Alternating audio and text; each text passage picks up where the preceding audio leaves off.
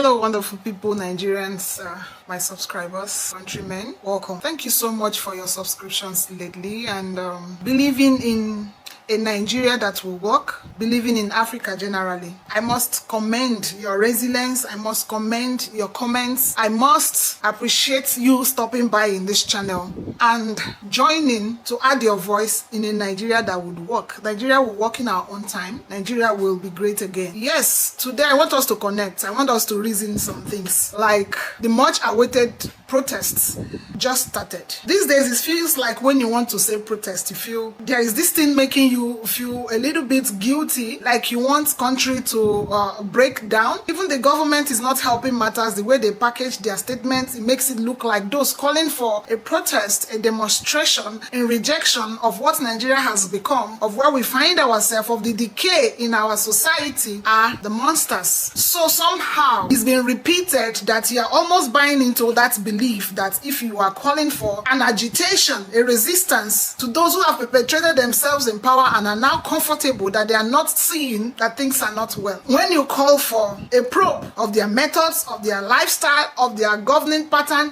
of the system, with the view to bringing things to order, you are seen as the enemy, you are seen as the opposition, as those calling for anarchy. So I began to look at it and I want you to also not feel guilty. A kind of conditioning that makes you feel like when you call for a country that works, you are the bad, you are those calling for anarchy. It's been worsened by the recent experience in the just August protests that ensued in our country on the 1st of August. The much awaited agitation by the people to say end bad government kicked off on August 1st. In that protest, we saw a lot of dynamics. We saw those who are passionate about seeing a country that works. We also saw those who are gullible, those who can be bought over by peanuts, by monies that cannot last them more than a day, considering the current situation of things in the country, the value of Naira, the rate of inflation. Those gullible ones take those monies that cannot last them a while and go against the wish of a greater good, of a greater Nigeria. The government tell you that there is inflation. Of course there is inflation. Inflation is also relative. When the margin of inflation is not arithmetical, like geometrical, as in jumping with margins that are unexplainable, you will know that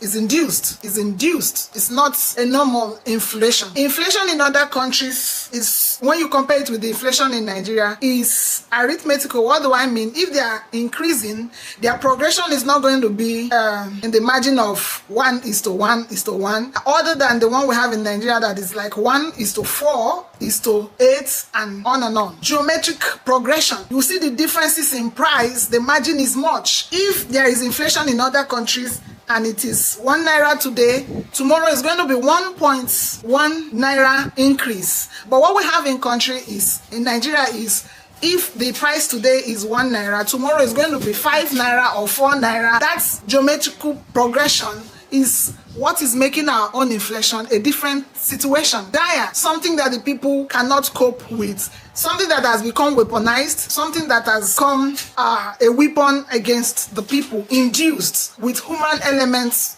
in it. In recent times, that inflation has been largely influenced by government policies, by approaches. And that is why it is very important for those that understand economics to be in the helm of affairs, those that understand policies and how they pan out on the lives of the people. Because we have seen our government in recent times, when people complain, they will say it is not this administration that caused it.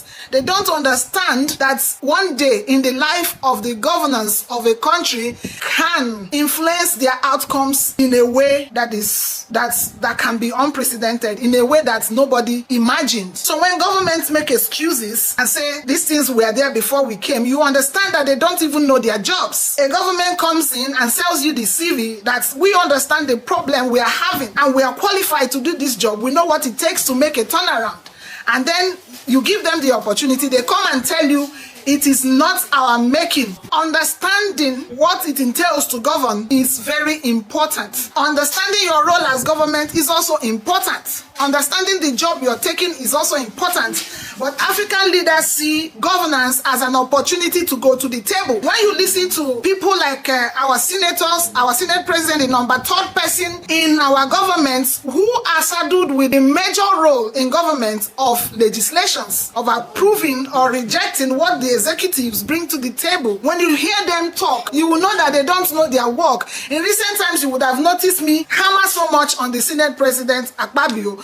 Is because the utterances that come from this man entails that they don't know their jobs. They don't know what they are there to do. When you listen to his recent statements, when he was talking about the southeast and the south, the Niger Delta being neglected for a long time, now they are on the table. He doesn't understand what he is saying. He also absorbed himself so much by reeling out the challenges facing this region, while exonerating his role as a number third citizen who is saddled with making decisions and approving what the executives bring to their chambers. So he kept talking about this road not done, that road not done, this one not done, the people protesting not putting your demands, part of your needs in their demand, and that is why you will not join them. This man doesn't understand that he's a government official. Niger Delta people, particularly the South people of Nigeria, it was 45 years ago that any president or any government considered you for a number 3 position. That was late Senate President Joe Wires. 45 years after, now your son has been considered as Senate President. Is this a time for strike? Is this a time for protest? You are now on the table. So I can.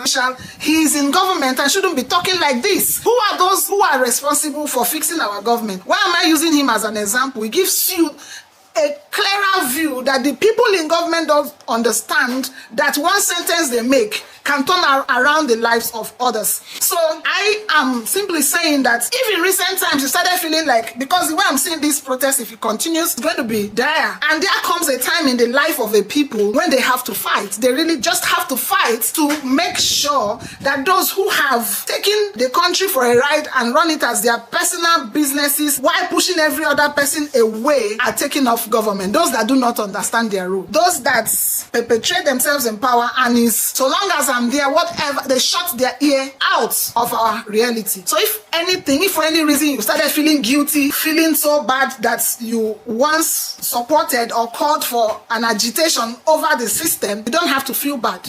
We will fight this fight. It has to be a fight that Nigerians will fight. Now let's look at the dynamics of this protest. They have always used the NSAS protest as a comparison to the level of mayhem we will see or they anticipate in this protest. But I have always insisted that the NSAS protest was not hijacked. It wasn't a failure either. At least it was able to take off a group of people who were called SARS from our roads. Those people who were killing our people, young people, at will, like they were chickens. Even if we can argue that they have metamorphosed into a different form or reabsorbed into the police, but they are no longer brandishing as this larger than thou entity that doesn't listen to government, that doesn't listen to anybody and have the right to take a life at will. They are no longer there. That was an achievement. The second achievement is that the people made a statement and they made the government realize that any day the people rise up, they will overwhelm those people who feel that they govern the way they want. They made a lot of statements. At least there's this palpability in the air each time Nigerians say we will protest. You will also see it in this protest. But in that NSAS protest, I will insist, and everybody knows that the government bastardized that protest, infiltrated it, and I keep saying that the Nigerian government will now have to fight with the monsters that they have created. What are those monsters? Look at the dynamics of this protest. You will look at the north. The demographics of the people we see coming from the north, they are mainly young children, young teenagers, young adults, people in their very prime. You will see how their lives have been messed up. I watched keenly to see even children on the streets. But that's their reality. These are children that are not catered for. They are used as almajiris. They are just, it's like give birth to them and push them into the streets. Whatever becomes of them is nobody's business, and it should not be. And that monster they have created created is such that anytime they have the opportunity to carry the placards, to carry anything in protest, it will always be destruction. I'm talking about the North generally now. Even though in the North we have the elites who are very educated, we have also, I'm not trying to demonize the North, but I'm trying to talk about the monster the government has created. If you listen to the IGP of police, you will realize that all the states he mentioned where violence ensued, where things went the way they should not go, where there was looting, where people broke into stores, it was majorly in the North. And then you will discover that also these people seem separated from the reality of the South. A South that is looking like it is much more organized, much more educated, much more in tune with present reality, or at least part of what is happening in the world. How does this affect us? It is important that we know. Whereas the government is not paying attention, I realized that people have a different request and the government is dishing a different meal. People are asking for a different thing and the government is dishing different things and pushing it down your throat that we are doing these things. You don't want to listen. You are not paying attention to what we're doing. If you listen to the briefing press release, most of the demands that the protesters are making are actually being addressed by the federal government. And therefore, it is the view of government that there is really no need for the protest again, because most of those things either have been addressed or are being addressed by government. And like we have said repeatedly, this is a listening government. President has listened to the voices of all those who are planning this protest. And the message is that there is no need for it. Indeed, President is already protesting on their behalf. Rice that is being sold at about 50% of its cost. A bag of rice is being sold as we speak now. This rice have been taken to various centers across all the states of the Federation and is being sold at 40,000 naira. Centers have been created so that those who need this rice can go there and buy this rice at 40,000 naira. Exactly before the protest, you will realize that they reeled out the things they said they have been doing. But in each of those statements, there were no detailed program to actualize the solutions they said they want to actualize. They tell you that they have launched millions of naira for youths, for them to go into business. There is no plan as to what kind of businesses they can go into with the amounts they are offering. There is no plan as to who are going to be the customers of those supposed businesses they will start. Is it the same people patronizing themselves? It's possible anyway. But what is the timeline? A time when we can say they can start and it starts yielding the needed results, and then we start seeing these people move out of the streets and stop pressing government. There is no indices to show that whatever they are doing is working. It's just blanket statements. They will tell you we have shared rice as palliatives. These things are not sustainable. We can see those rice, they will be eaten up in a day. And again, will they continue sharing rice? These things are not realistic. They will tell you there are plans to improve agriculture or to invest in agriculture. Those plans are not being broken down. This is where we expect the ministries to come and start saying, these are the things, this is how we intend to reach our people, this is how we intend to monitor these things, this is how we intend, these are the low-hanging fruit. I can keep on and on and on to tell you that this government is dishing a different thing, while the people are requesting a different. I can also go on and tell you that it is not realistic. And let them look at the demands of the people, what they are asking for. Because we feel that if those things are in place, if those things are settled, naturally our economy will begin to revamp, will begin to see the needed changes we are expecting that it will get. If we can review our constitution, because most of the things in the constitution looks like it's anti-people, like it is not we. It's not really we. That constitution was a makeshift constitution that the military quickly made up when we were transiting to democracy, and they accepted it for. And then they talked about reforms in the area of electioneering, electoral reforms. The last electoral act was bastardized after the last election. Meanings were changed. A lot of things changed about that electoral, and it keeps a lot of uncertainty in the air. It doesn't give Nigerians the hope that in the next elections you can only go to the ballots like they are saying, wait for the ballots to make the changes. That was what they told Nigerians, and Nigerians waited and expected that the changes they needed will come through the ballots, but it didn't come through the ballots. They are also asking for judicial reforms, which the judicial reforms are very, very necessary, and I'm going to talk a little bit about that judicial reform because, one, if we don't have a judiciary that works, that is why if we actually had a judiciary judiciary that works, I don't think that the people will be on rampage like this. Why the people are on rampage is because they believe that they can't get any meaningful result from the judiciary. You can also see it in what played out in this protest. How it is that the judiciary will take the positions they are taking. Getting ex parte orders, are we still in the era of ex parte orders? Ex parte that has kept our country the way it is. When people will go and get what Oshomole will call a black market injunction, a kangaroo approach, solving problems when they force it down your throat. Ex parte, without hearing your case, without giving you the opportunity to also be in the discourse as to how things affect you. They bring those ex partes. How can the judiciary be giving ex parte orders as to where protesters meet? They limit the right of movement of the people, the right to association, the right as free citizens to walk about like every other normal animal. But we are not animals, we're even higher animals who have control over our lives. We are all born equal and no human being has the right to tell you to not to move. Then you are ambushed. The person has ambushed you. If they say you can't walk past this place, it's different from trespass. When they say you cannot walk past this place,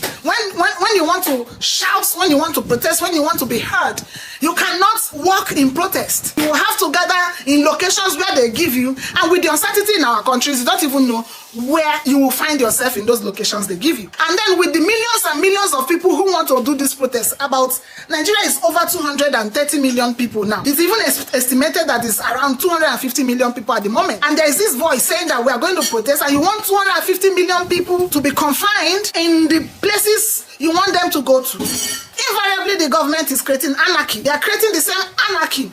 So you see that the judiciary need reforms. So the demand for judicial reforms cannot be overemphasized. There is no way we go talk and say, don't reach, may we shut up. We can keep reeling out the demands of the protests that are beyond, we are hungry, that are just beyond the Ebim Pamol. Because if we're able to solve these problems, we will be able to solve the basic problems we see ourselves face. Protest is also asking to cut down the cost of government. We have many government officials with aides and PAs that are also being budgeted for. If we can cut those things down, we will save some money. If we have electoral reforms that give us leaders who are trusted or can be trusted, it will cut down the issue of corruption. Because I've always said that the leader sin is a leading sin. And if you don't have a leader who is promoting this level of carnage against his people in the name of "it's my turn to grab my own," we will have our problems solved. Now, I want to talk about something so glaring with the body language, the messaging of the government in the protests. You know, when people say, hey, Tinubu is good.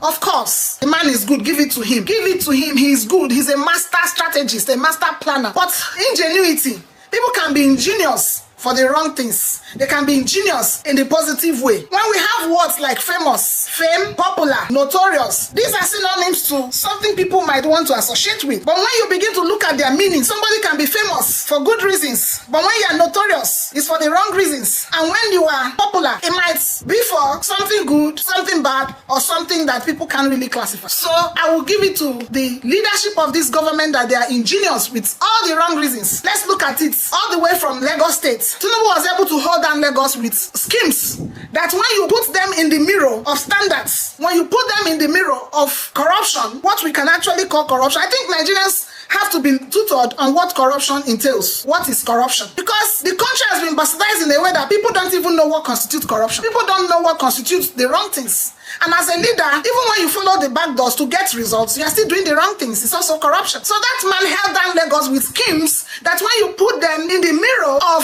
standards, ethics, were so wrong. And they were calling him a master strategist. He knows how to spot talent. All the talents he was able to spot are people who are accomplices in crimes that they perpetrated against the state. Imagine the Agberos that are created in Lagos. Those lives that have been destroyed by drugs, who smoke away their life and can't even coordinate. All they know is violence. Who go from markets to bus stations to shops to every nook and cranny of the state, taxing the people. Owoda, Fumilowojo, give me money, and they will do it and get away with it. And they have the full backing of the state. They have uniforms, and these monies are neither accounted for, neither recorded openly for the people to see. And I can go on and on. And they know how to undo people to bring about what they need. This man has been very meticulous in instituting himself on the states. Like play, people watching became governor. Like play, when he left, he was still the governor through people. Like play, they watched him become senator. And like play, we saw how both the primaries and the elections played out, he became president. Money bags. What money cannot do, more money can do. We have also seen that method in this protest planning and the methods they have taken. You will now discover that this schema of a president, the ingenious man, has corrupted every of our institutions. The military should have been coming to the aid of Nigerians. The military is not supposed to watch the executives behave anyhow. But we have a military that has also been compromised, dragged into this. Tinubu was part and parcel of the administration in Buhari. Buhari kept failing elections until he brought his ingenuity, kind of ingenious abilities he had, and Buhari won the election. Then, like play, Emiloko, it's my turn. Meaning there was already an agreement that has to be kept. And he invoked everything he knows how, the mafia style, to have his turn. He's also using the same method to govern. A president that has refused to address Nigerians in this situation we find ourselves, has refused to engage and speak with Nigerians, but are speaking to Nigerians through aides that gaslight them and grandstand and make Nigerians look like they are aliens in their country. We have to do this education. We have to educate our people. We have to educate the North. I see them so vulnerable. I see those young children whose life has been messed up. How will it look normal that people will go and loot other people's shops and carry it to your own house and use? Our children have been messed up. Our countrymen are being messed up right now. Look at our police. All the approaches they kept taking is that of threats. That of threats. It's like, damn you. You cannot do anything. President Tinubu has told Nigerians, damn you. A man that it doesn't concern him. Buhari was picking his teeth against Nigerians, but this one will do more than teeth picking. Why is he the president of the country, the #1 citizen? So, and everybody is at his beckon and call. Nobody can call Mr. President to order. Nobody can remind him the rules, ethics. You see how the judiciary is operating? We are all doomed. If we watch these things and you say because one thing happened in one part of the country, you will not put your step down, your foot down. It will keep happening. It is now time to fight for the soul of Nigeria. It's time to fight for the soul of Nigeria. We can no longer continue like this. Men and brethren, we cannot continue like this. We have to salvage what is left of our country. This video is already becoming too long. I might need to come back again to talk about the dynamics and the things I'm noticing in this protest. So we need to educate the North. We need to redeem our people who have been destroyed. Our values are eroded. Our government is in disconnect. They are a class of their own who are now fighting the people to stay where they have found themselves. Imagine the fear in the air.